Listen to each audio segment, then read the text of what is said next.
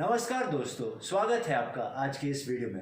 अब केवल 24 घंटे बचे हैं मर्यादा पुरुषोत्तम भगवान श्री राम के भव्य मंदिर की प्राण प्रतिष्ठा होने में। जैसे आप जानते हैं, ये प्राण प्रतिष्ठा प्रधानमंत्री नरेंद्र मोदी द्वारा किया जाएगा।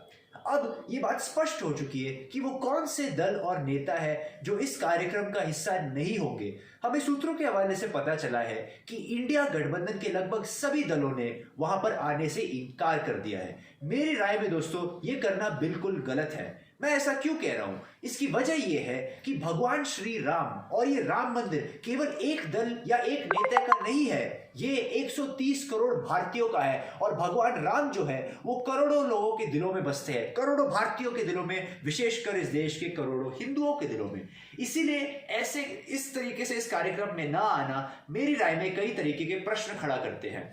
अगर विपक्ष को यह लगता कि भाजपा जो है इस कार्यक्रम को पूरी तरीके से राजनीतिक बना रही है, केवल चुनाव, लोकसभा के चुनाव को ध्यान में रखते हुए, तो वो वहां पर उपस्थित होकर फिर जनता को यह समझाने का प्रयास कर सकते थे कि भाजपा ये केवल चुनावों को ध्यान में रखते हुए कंप्लीटली इसको पॉलिटिसाइज करने की कोशिश कर रही है। किंतु एक प्रकार से ये बहिष्कार करना, वो भी ऐसे कार्यक्रम का, मेरी राय में करोड़ों लोगों के जज्बातों के खिलाफ जाता है। अब जब बात भाजपा की आती है तो इसमें कोई दो राय नहीं मेरे हिसाब से कि भाजपा ने इस कार्यक्रम को पॉलिटिकल बनाने की पूरी कोशिश की है। मैं मानता हूं निजी तौर पर कि प्रधानमंत्री नरेंद्र मोदी को अवश्य इस कार्यक्रम का हिस्सा होना चाहिए और उन्हें ही इस प्राण प्रतिष्ठा को लीड करना चाहिए। लेकिन फिर भी दोस्तों, मुझे लगता है कि किसी एक दल या नेता को इसको मोनोपोलाइज करने की कोशिश बिल्कुल नहीं करनी चाहिए, क्योंकि मैं पहले भी कह चुका हूं कि यह मंदिर 130 करोड़ भारतीयों का है। इसीलिए जब मैंने देखा कि सोशल मीडिया पर एक तस्वीर वायरल हो रही थी जिसमें एक तरफ प्रधानमंत्री मोदी थे और दूसरी तरफ भगवान श्री राम थे।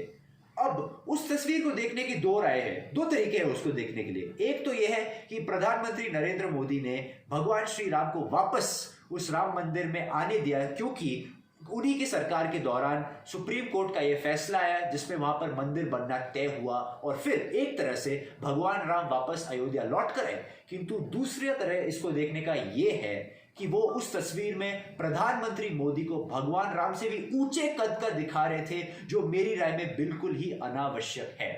अब दोस्तों, मैं तो सिर्फ ये चाहूंगा कि 22 जनवरी यानी कि कल के बाद पूरे देश में बिल्कुल वैसा ही माहौल बना रहे जैसे 2019 में जब सुप्रीम कोर्ट द्वारा ये वर्डिक्ट आया था, बिल्कुल वैसा माहौल हो देश में, यानी कि शांति और अमन। मैं ये भी उम्मीद करूंगा कि अब देश इस राम मंदिर के प्राण प्रतिष्ठा के बाद सही मायनों में एक राम राज्य की तरफ बढ़े।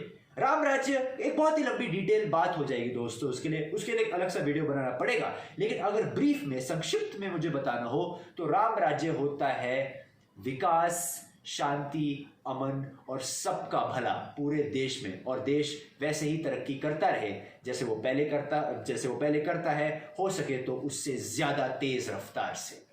अंत में दोस्तों मैं यही कहूंगा, जय हिंद, जय भारत, जय श्री राम।